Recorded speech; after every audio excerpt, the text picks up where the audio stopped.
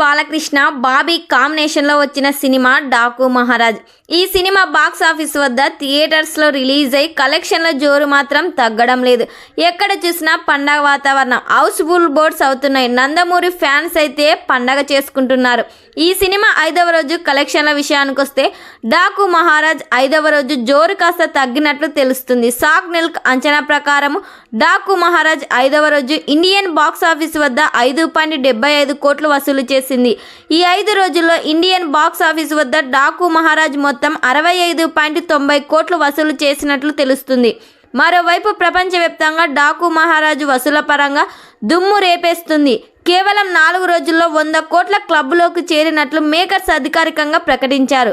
ఇప్పటి వరకు డాకు మహారాజ్ 5 రోజుల్లో వరల్డ్ వైడ్గా 110 కోట్లు రాబట్టినట్టు తెలుస్తుంది. హైదరాబాద్లో కూడా సినిమా జోరు మాత్రం తగ్గడం లేదు. ప్రపంచవ్యాప్తంగా 6వ రోజు ఈ సినిమా కలెక్షన్స్ తగ్గాయి.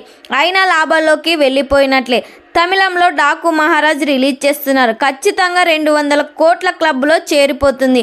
ఇంకా ఈ సినిమా లాంగ్ రన్లో ఎంత కలెక్ట్ చేస్తుందని మీరు ఎక్స్పెక్ట్ చేస్తున్నారో నందమూరి ఫ్యాన్స్ ఖచ్చితంగా కామెంట్ చేయండి.